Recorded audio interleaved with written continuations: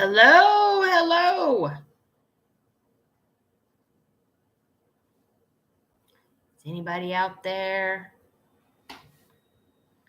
ready to talk about Raw tonight? Or whatever else you want to talk about? I'm game for anything.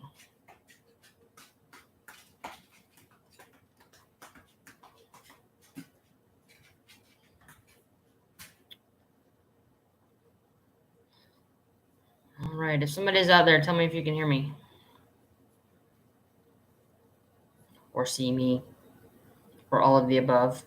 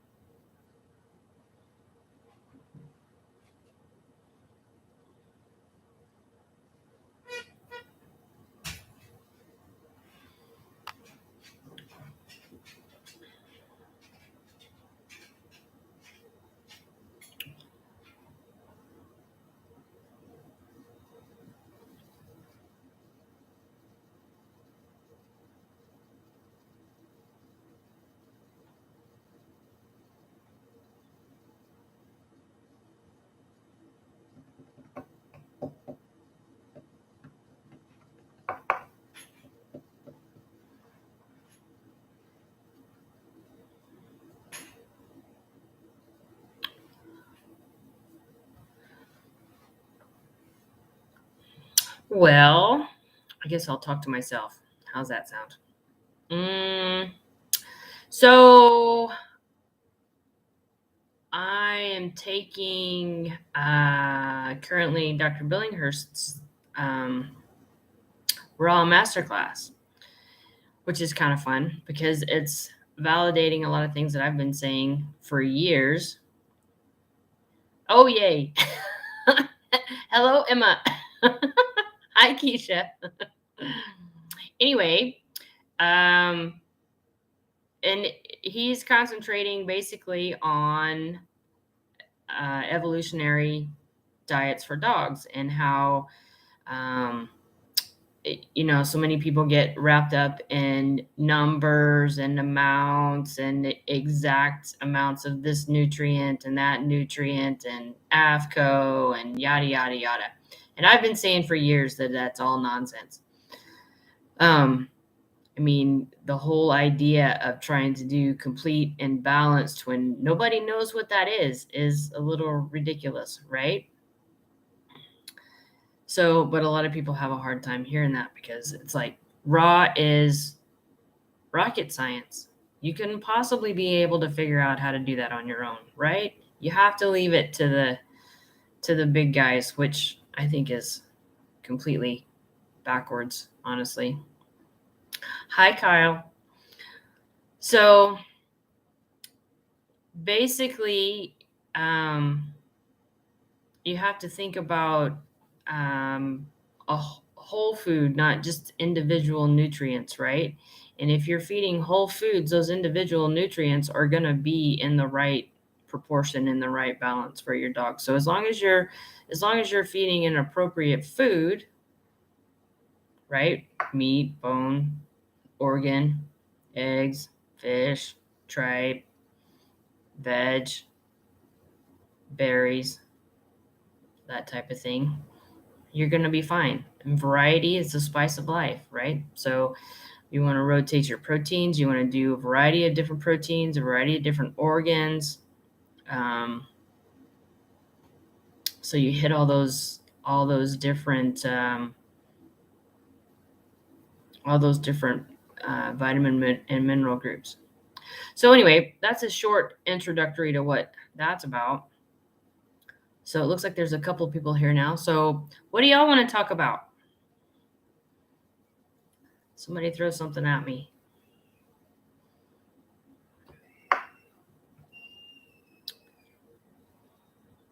Kids in my neighborhood must think it's still Halloween. They're running up and down the street yelling. It's kind of funny.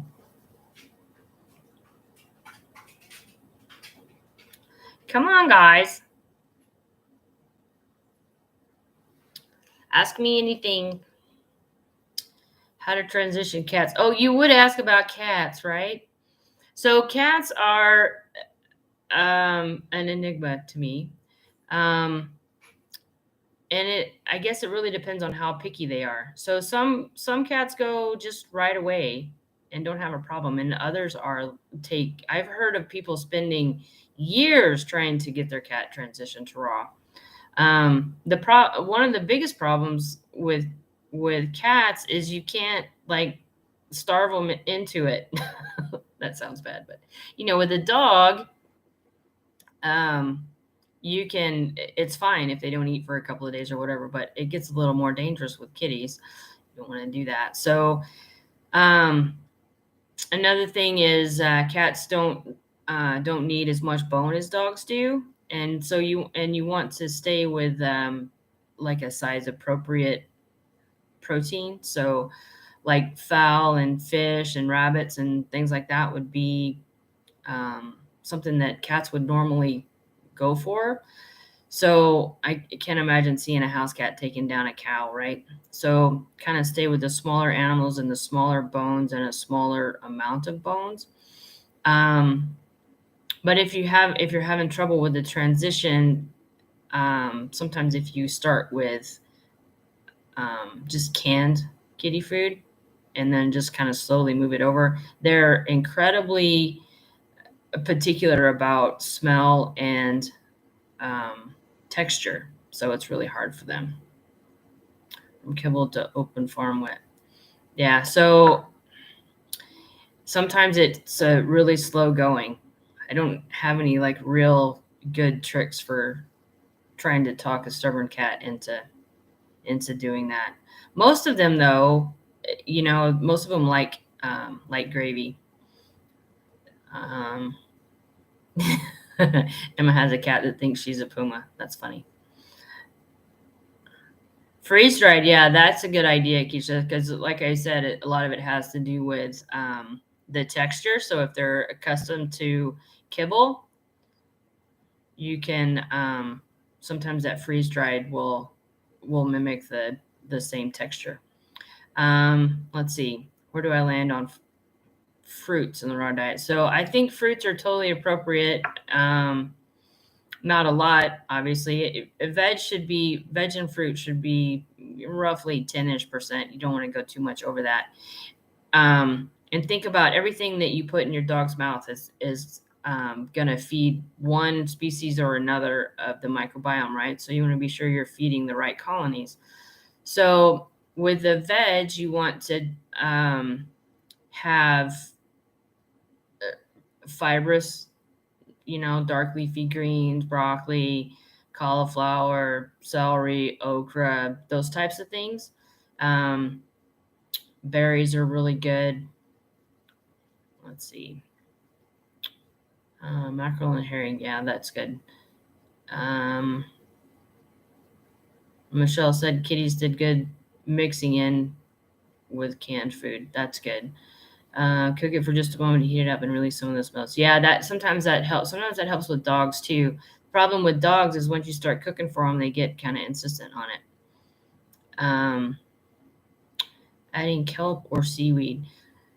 I so having something from the sea is pretty important to have. I think is fairly important to have on a fairly regular basis. So, if depending on if you're feeding fish and or um, phytoplankton or something like that, so kelp is a really good source of microminerals that you can't really find anywhere else. So I don't really think any kind of add in like that you need to do every day, but rule of thumb, I would say several times a week, 3 to 5 times a week, something like that. Um, yeah, but again, you want to include fish if you can, that kind of thing.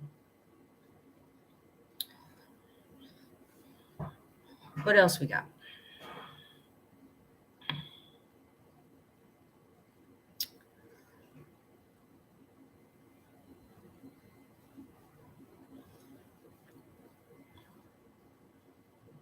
Something else you can do for The veg portion is tripe, which I think tripe is a great addition anyway, and probably should be part of a decent part of most diets anyway. But that also is a good source of prebiotic for the biome. So I think tripe is a great addition to that as well. So, how far to push a friend who is on the fence on switching from kibble to raw? Would you suggest on the topic? People, you can end up if you if they're on the fence, it's kind of like my argument is, why would you feed something dead and toxic rather than something live and appropriate? It makes no sense. There's absolutely no benefit to kibble at all, and there's no downside to raw. So I don't get it. But people get really defensive about that kind of thing. And if you of course, it depends on the person, but if you push too hard, some people will just dig their heels in and just be stubborn and say no. And then they've had a bad experience and it makes them less likely to think about it again. So, I tend to not go out on a limb unless somebody asks me. If they ask me, I'll tell them. But, ultimately they have to be comfortable doing it, and it's better for the dog if they don't go back and forth and back and forth. So I tell people, when you're ready, do it, but commit to it and continue to do it. But there's really no downside. Most people have the common fears, which is weird. I was talking about this today on the RDF Go podcast. It's like people will freak out and panic about feeding real food, but they don't think twice about popping a pill or a vaccine or some kind of flea and tick medication. They don't even think twice about something horribly toxic, but yet they freak out about real food. I don't know. The whole mindset is just weird. How much tripe for a small 20-pound dog?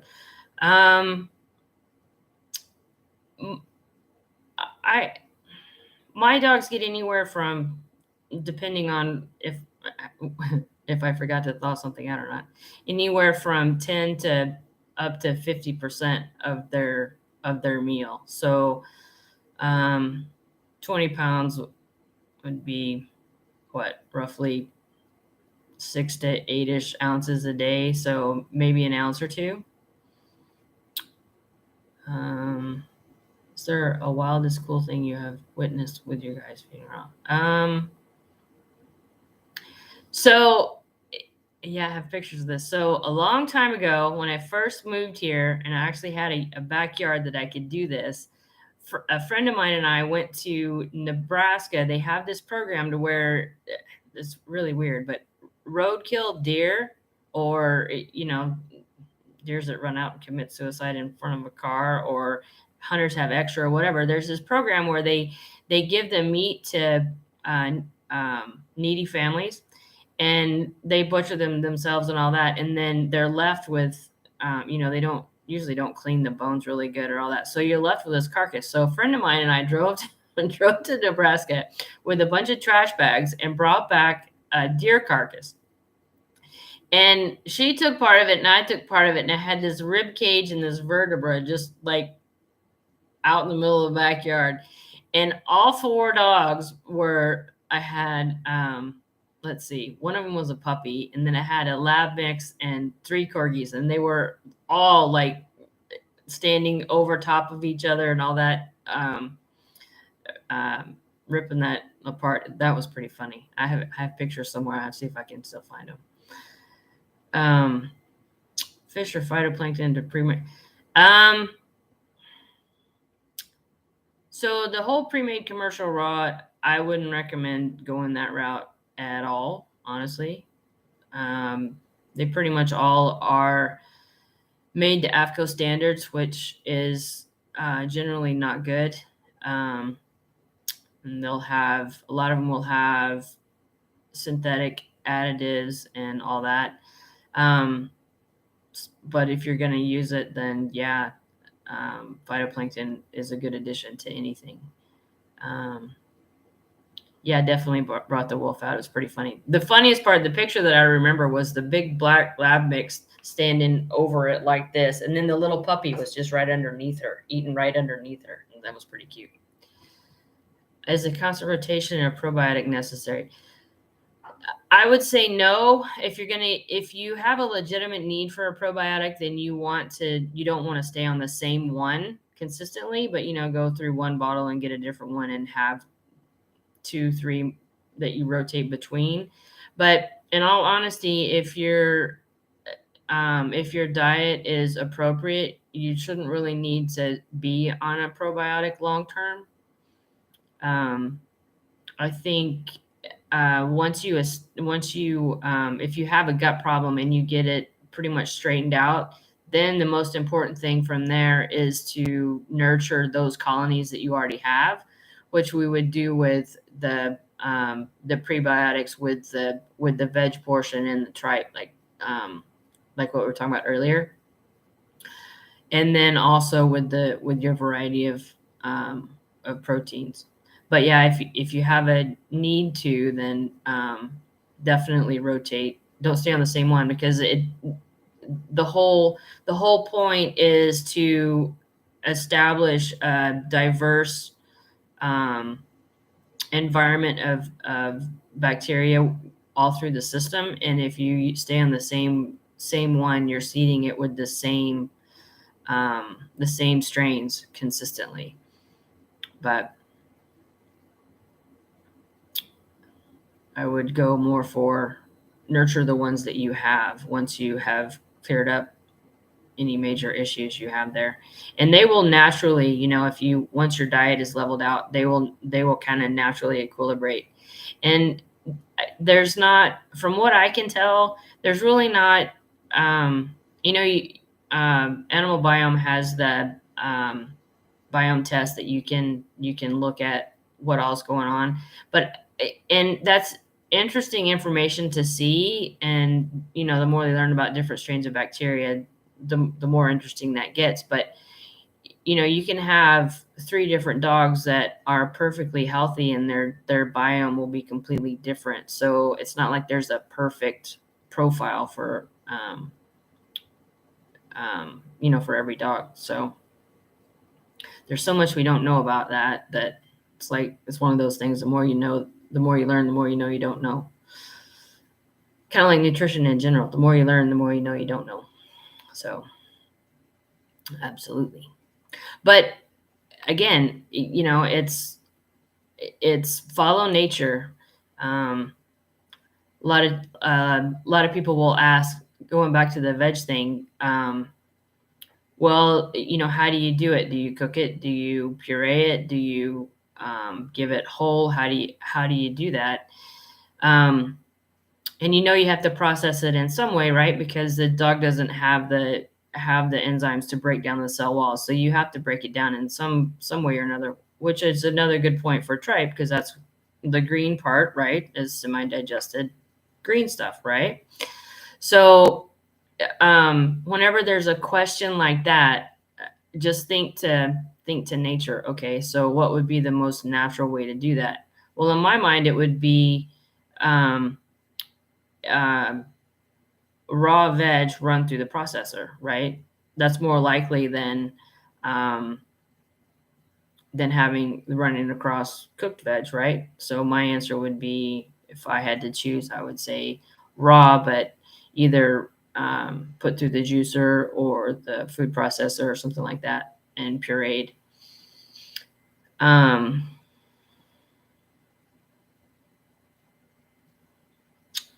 Rotation of raw dog food and HVM. What? Yeah, sort of. All the HVMs, I think that the vegetable mixture is the same in all of them, though. I'm not positive about that, but I think that's right.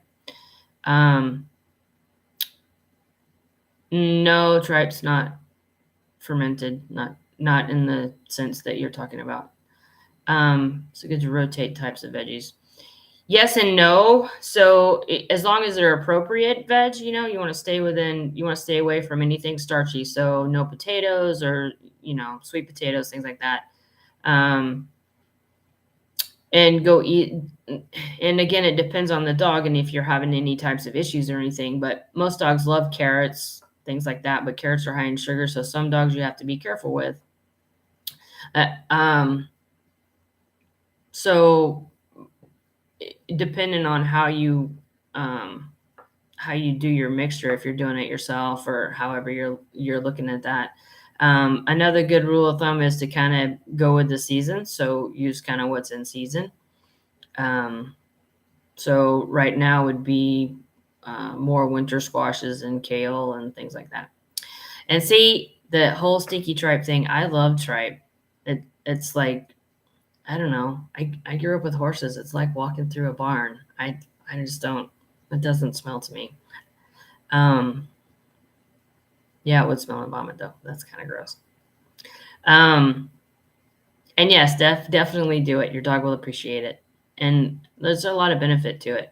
So it has some enzyme activity. It has some pre and probiotic activity. It has the semi-digested um, roughage in there, and then also the rubbery part is um, really good for joints and developing bones and things like that.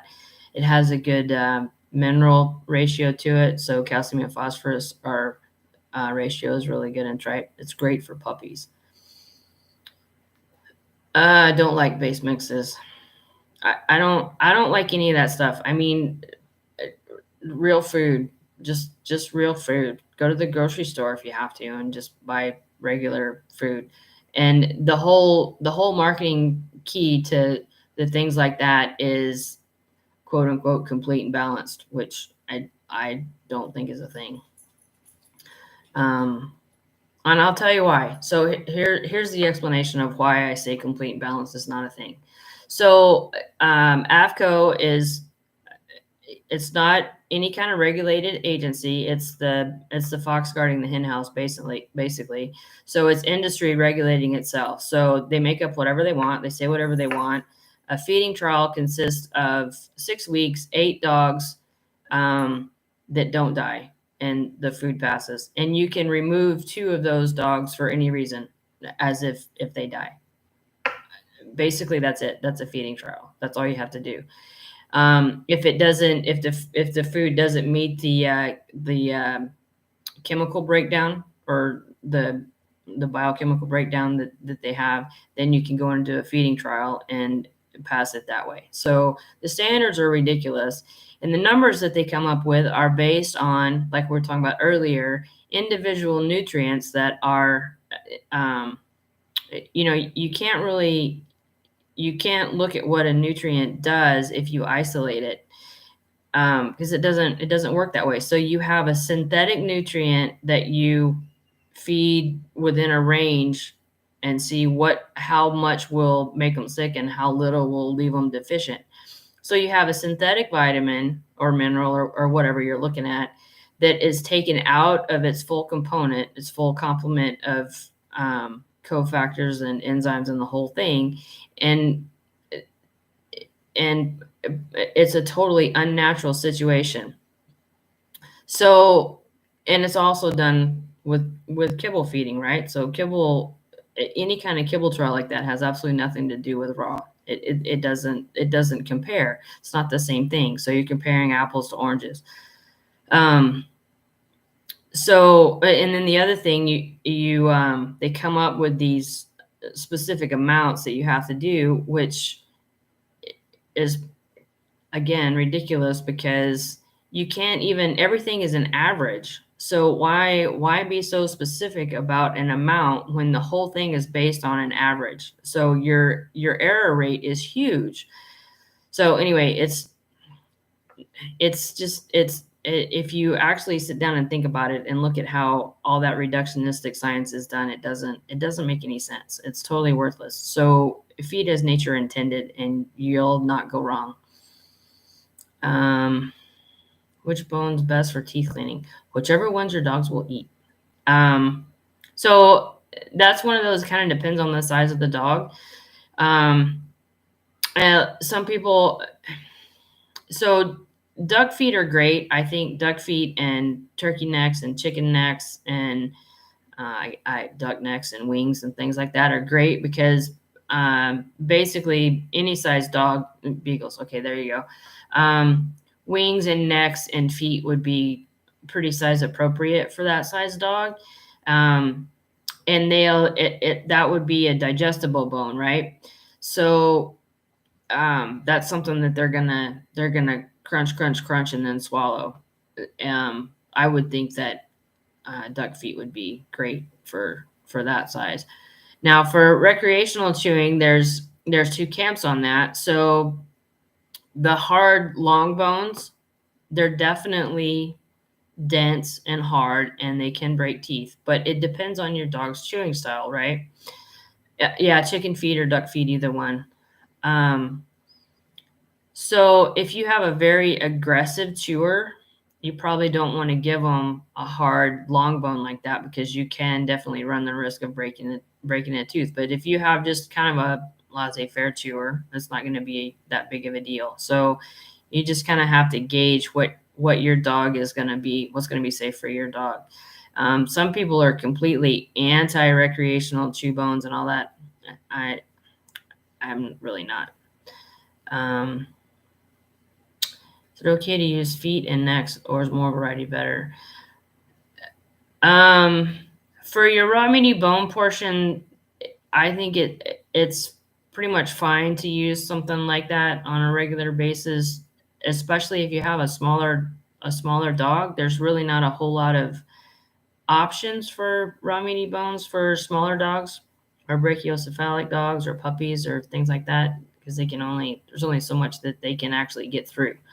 So yeah, rib bones are good. You have to be careful when they get down to the very end, though, because they'll get them really short and then they'll swallow them. And if they don't go down exactly right, they can flip. So, but they are, for the most part, digestible and a good source too. Oh, puggies! I had a consult with a lady with puggies today. I love pugs; they're so cute. So yeah, I told her to do feet, and if they tolerate chicken, okay, chicken necks would probably be good too.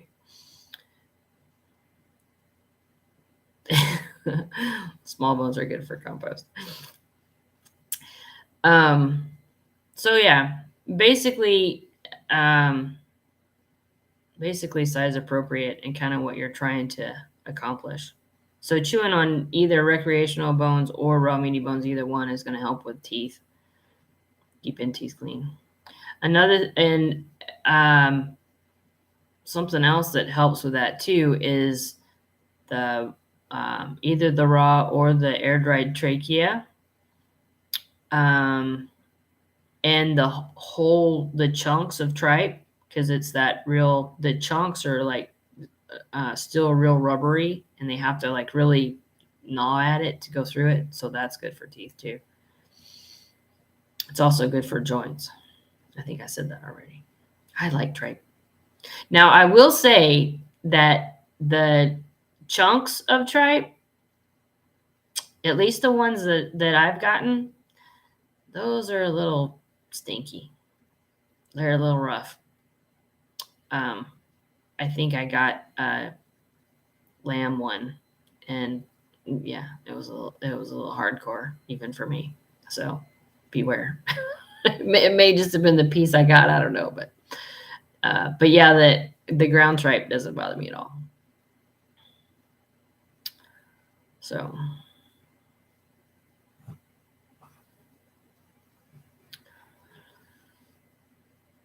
what else we got?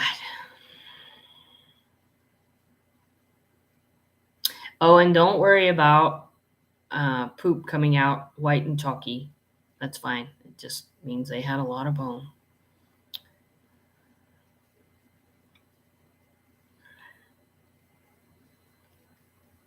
Shoes with hair. Yeah. Well, I hope the puggies will eat it. Some of them have trouble with the hair, but I saw that somewhere too. I can't remember. I was talking to somebody that was on the other side of the country, and I was trying to find somewhere that the shipping wouldn't be crazy for them. And one of the sites I was looking at had rabbit feet and with the hair still on. I was like, oh, that would be interesting. I wonder if the corgis would eat the rabbit feet with hair on it. I don't know that they'd know what to do with it. But they'd probably fight over them, though. You'll have to let us know how that went. Sometimes you can go to ethnic markets and find all kinds of weird pieces and parts. I'm in Greeley, so there's a lot of Hispanic markets, and I I one day I used to go look at all the weird pieces.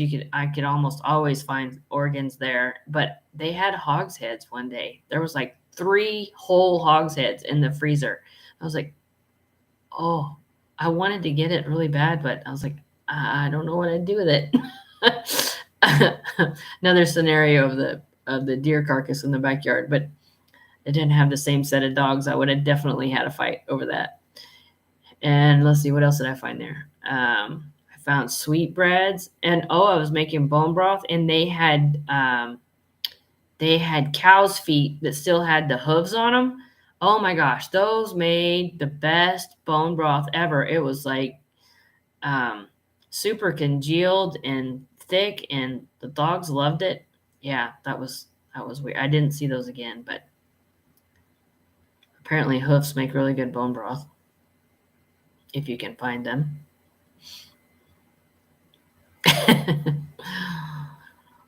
What else did I try? Oh, they had pig's feet. I did that, but that was like almost all fat. So I had like a half-inch thick layer of fat on the top of it after it cooled. I was like, well, so much for pig's feet. We won't do that again.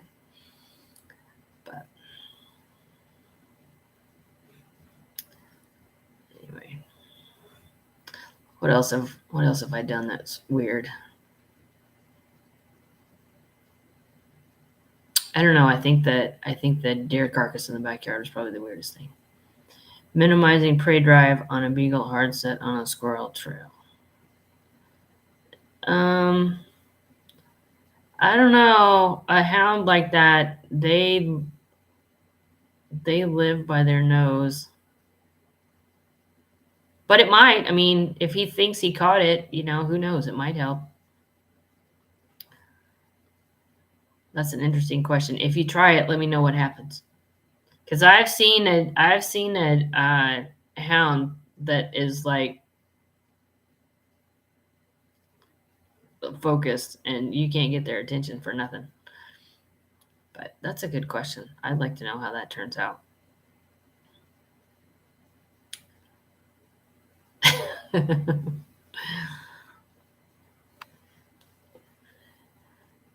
Oh my. The things we do for our dogs, right?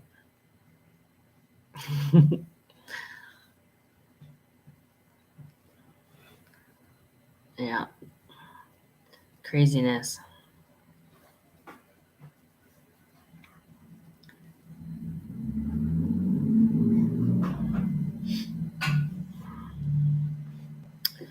Oh, let's see. What else can we talk about?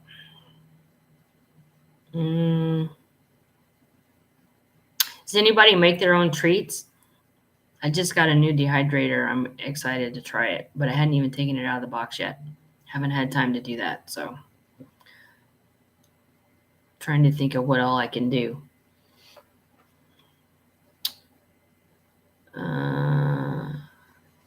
So Dr. Billinghurst is kind of like it's kind of like a seminar course. He does instructional courses and all that. I just had an opportunity to take it, and his books were one of the first ones that I read when I first started feeding raw a long time ago, and he always makes so much sense and brings so much like um, common sense and calmness to the whole thing. It just makes so much more sense that, and I had an opportunity to do it, so I took it, and it's a lot of fun. So it's the Pet Summits place. You know how they have the free summits that different people host. It was connected to that, so I took that.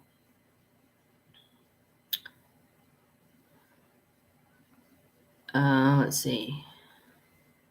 Yeah, treats are ridiculously expensive. Um, so the dehydrator that I just got is an Excalibur. I've been using for years just a what's it called? It's like just one of those little round ones, harvest something or something like that.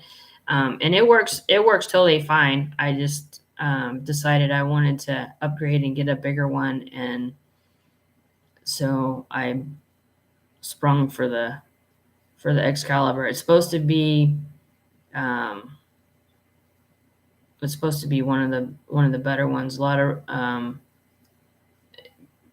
the raw forums use those. So that's been on my list for a while, and I finally found one. They were on sale, so I jumped on it. Yeah, check out the Pet Summits site. There's lots of there's been a lot of really good ones. Dr. Morgan's is fixing to start this weekend, I think. I think it starts on Friday.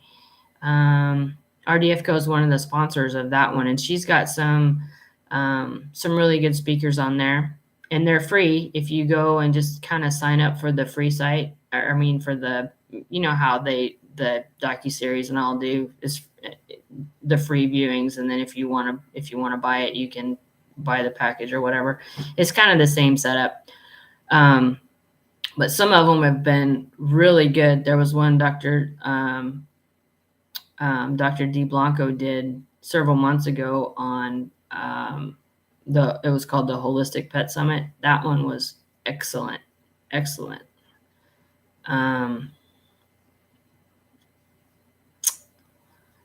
So the whole freeze dryer thing, I just got one of those too. I got the freeze dryer and the dehydrator basically in the same week. I had those two on the list for a long time. They were both on sale. I got 20% off of one and 25% off the other one. So I was really excited about that.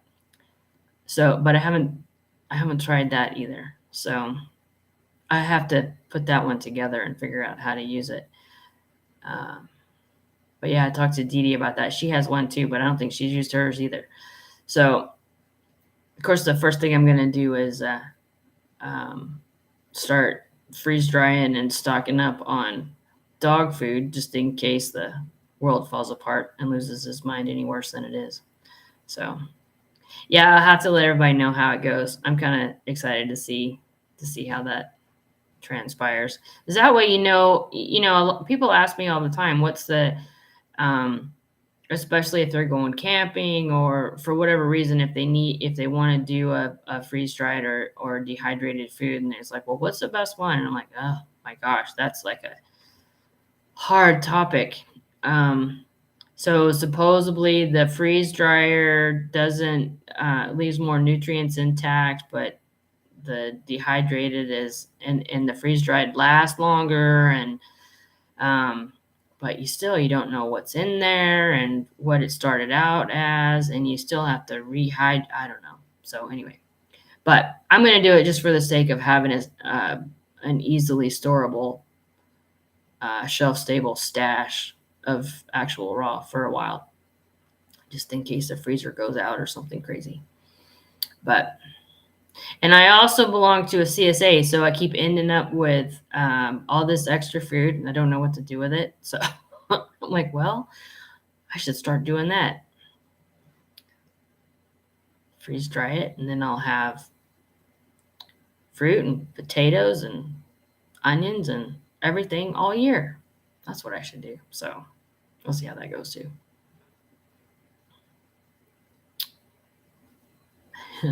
Yeah, experimenting for sure. Well, that's how I figured out how the best way to make bone broth and um, grinding. I ended up with a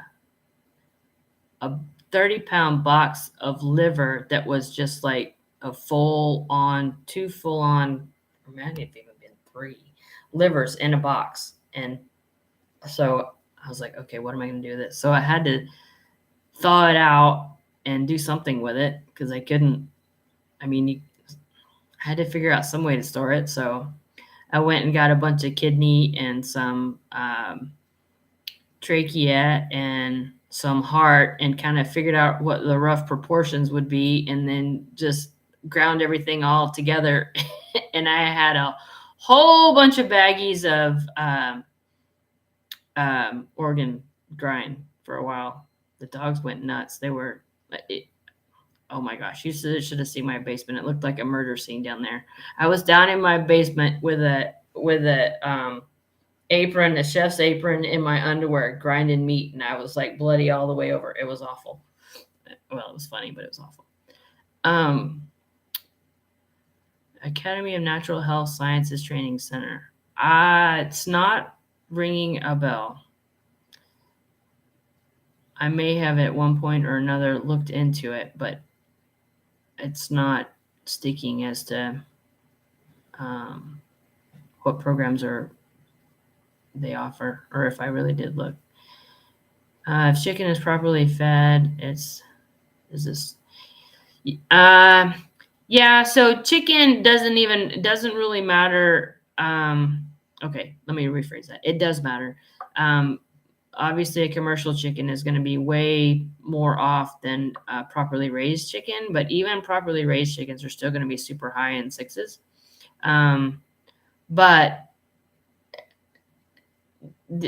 So here's the main issues with chicken. One, it's really hard to find a properly raised one, and when you do, they're really expensive, and usually the cost is the reason people go for chicken in the first place. It's also warming, energetically warming. So if you have a dog that has any kind of internal inflammation going on, or is having an outbreak of anything, or even has just a warm or hot personality, you don't want to feed the fire with a warm or hot protein. The second thing is the imbalance of omega-3s and omega-6s, which is also inflammatory. And the third thing is a lot of dogs have a sensitivity to chicken just because a lot of vaccines are grown on chicken cultures. So once they're vaccinated, and then they react to the chicken, and then they end up having a sensitivity to chicken. So that's usually the first thing I say to take out. If you're having any kind of an issue, take out the chicken and see if it helps. It doesn't always, and some dogs do fine. Of my 4, I only have 1 that has a problem with it. The other 3 are fine with it. So but if you are having a problem and you're feeding chicken, that's usually the first thing I say, pull that out. But yes, it still is going to be pretty skewed in the omega ratios there.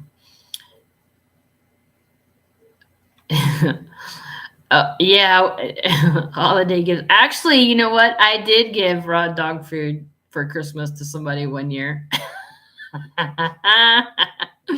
That's funny. I actually did do that one year.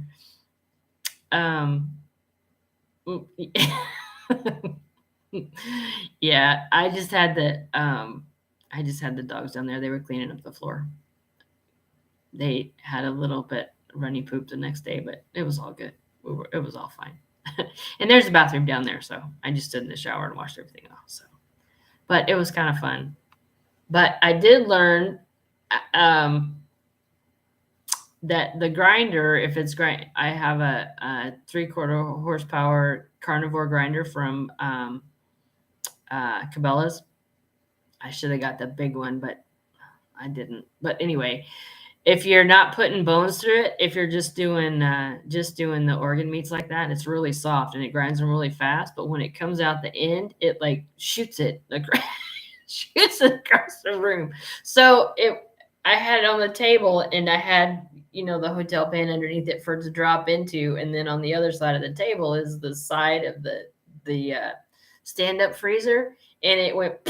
So the whole side of that was a learning experience for sure. So anyway, good times, good times. Yeah, definitely needed a splatter shield. What treats for a high volume for a half-hour training session? So you probably want to do depending on what's high value and low value for your dog. You generally want to have a mix of high value and lower value for training sessions. So that kind of depends on your dog, but some ideas are blueberries, carrot coins. Just take just like slice a carrot into little coins. Apple pieces, things like that, assuming your dog likes fruit. Some of them love it, some of them don't, and some of them will take whatever you offer them.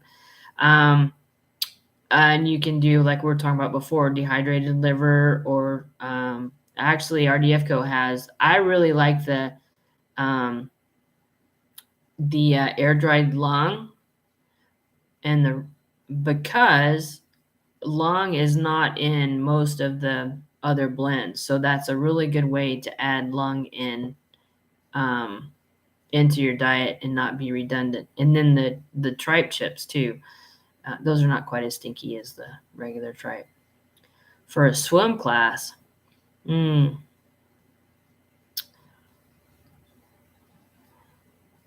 would go with a dried, if it was me, one of those dried options, and just break them into smaller pieces. But again, it kind of depends on what your dog likes and what he'll actually perform for. Are cheeses a valid treat option in general, and or are there better cheeses to feed as possible treats? Yeah, most dogs do love cheese. So some dogs have an issue with dairy, some dogs don't. So dogs fine with dairy. I would say a raw cheese would be the best, and I wouldn't do a lot of it.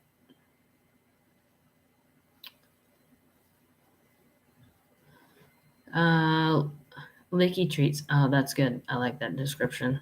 Raw meat and bone broth. Use the DIY popsicle trays. That's a really good idea. What do you think, Kyle? Would that be good for a swim class? That's a good idea. Really good for summer. Doggy popsicle. Yeah, try the lung. Try the tripe chips too, if she still has them. You can cut those into smaller pieces too, and that might be good too, because of the it'll have a stronger smell. Might be more enticing. Is occasionally feeding beef heart as a sole muscle meat and meal harmful? No. Base blends from small batch that contains heart, liver, kidney. So big debate in the raw world is heart a muscle meat or a organ. Well, it's both, but when I was in school, it was an organ. So I'm going to say that it is an organ because it legitimately is an organ, but it is a muscle as well, but it's not skeletal muscle, it's cardiac muscle. So it's different. So I would not regularly feed a food that it's its main source of meat is heart, and there are several out there. I can't remember. I haven't looked at a lot of these brands in a long time because they've traded hands so many times and the recipes changed. But I think it was Primal that I was looking at, that somebody, I was doing a consult for somebody and that's what they were feeding. So I was looking to see what it was. But I wouldn't do it on a regular basis. But no, just in general, it's fine. Should be fine. I do that sometimes. I'll give them like a foot, a duck foot, and a big dollop of tripe and a chunk of heart and an egg, maybe something like that. If again, depending on if I forgot to thaw something out. I do that sometimes, not often, but sometimes I forget to take something out, and they end up with weird bits and pieces of weird stuff.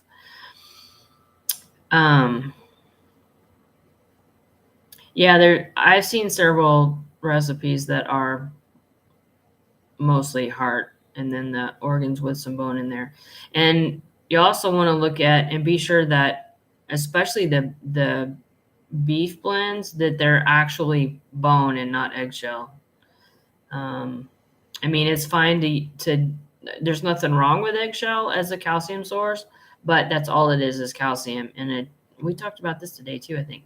A little teeny amount of a few other minerals, but with an actual natural bone, you're going to have the full complement of minerals that are in a real natural bone, which is how the minerals work too. So you want the full complement of that. So don't do eggshells as a calcium source on a regular basis. I mean, if you have farm eggs and your dog will eat eggshells, that's totally fine. Goat kefir, any raw A2 yogurt. I think those are fine. I've given goat. My dogs love goat kefir, and I used to feed yogurt all the time. I don't do it anymore, but they really like it, and there's certainly not any harm in it. So the eggshells. So if you're feeding whole raw eggs and you got your eggs from a farmer and they're not from the store. If they're from the store and they've been washed, and you kind of don't want to do it because they have been cleaned in a certain way, and you don't really want to really give them those shells. But if they're farm fresh eggs, you can give them to them. If they'll eat them, fine. If they won't, fine. Mine won't eat them. But I pull the membrane out. Billy Hoekman did a talk on this one time, and he's like, "You're already feeding it anyway. Why not get everything out of it?" So eggshell membrane is a legit supplement for arthritis and joint development and things like that. So if you break it just right, and you can peel the membrane out from the inside, and you're feeding the egg anyway, so why not do that? But if they'll eat the shell, it's even easier to get it in them.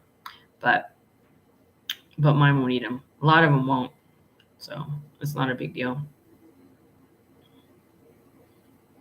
Oh, maybe what you're asking too is there are some recipes or companies that their calcium source is ground eggshell rather than ground bone. And typically that is going to be in a beef blend, because the bone grinders that actually will grind beef bone are like outrageously expensive. So there's some manufacturers that don't have one of those and don't have the ability to grind beef bone, so they use eggshell instead. So that's where that came from. Yeah, so just kind of crack it and then crunch it like that, break it up a little bit, and see if they'll eat it. And you can give eggs are almost a totally complete food. You can give them as often as you like. You can do them every day. I usually recommend multiple times a week. Fish, eggs, tripe. Well, I say tripe every day, but at least several times a week. Eggs several times a week, some sort of fish item, either actual fish or phytoplankton or the kelp, like we were talking about earlier, multiple times a week. Some sort of, if you're not doing some sort of a veg mix daily, at least do it several times a week. You can get away without it if you're doing tripe regularly.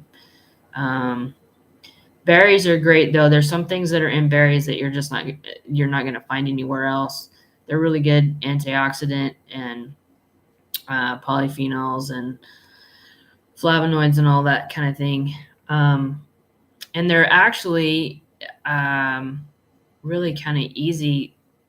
Pretty much every grocery store has got in the freezer section, they've got like fruit set up for smoothies.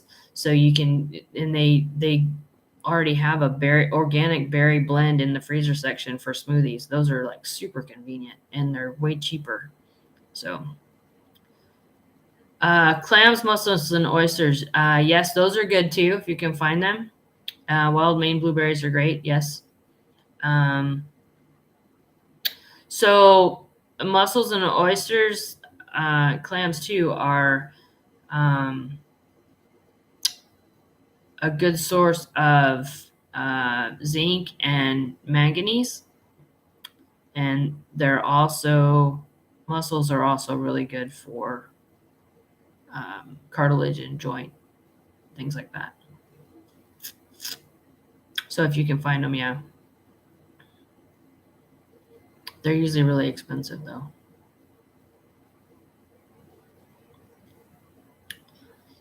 So yeah.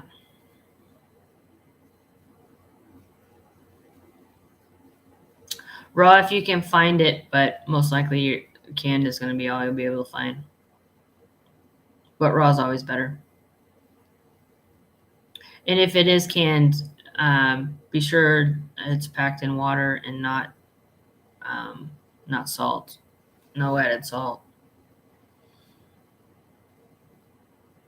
Some people say that if things like that, if they're packed in olive oil, they're okay, but I don't know. I don't know if I believe that or not, because you have to think that if they're packed in olive oil, it's not going to be a high quality oil, and it's probably going to be oxidized, and that's probably the fake mafia oil anyway. So, so I would say packed in water.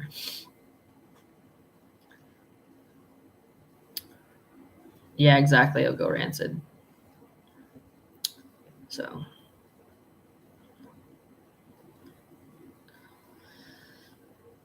yeah.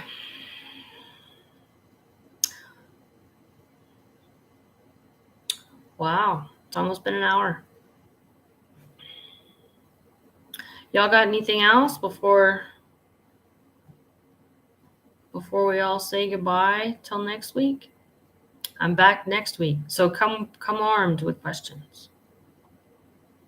I'll try to be prepared.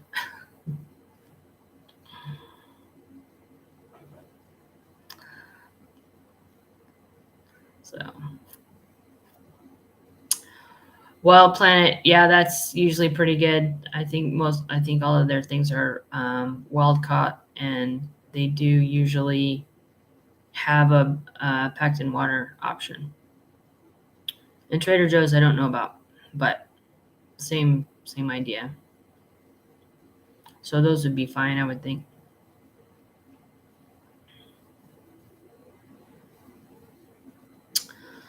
You're very welcome. Does anybody have anything else? Real quick before we sign off?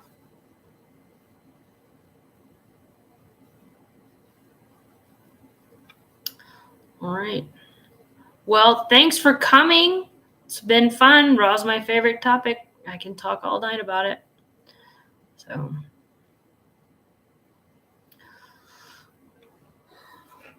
all right. Well, hopefully I'll see you guys next week too. So, bye.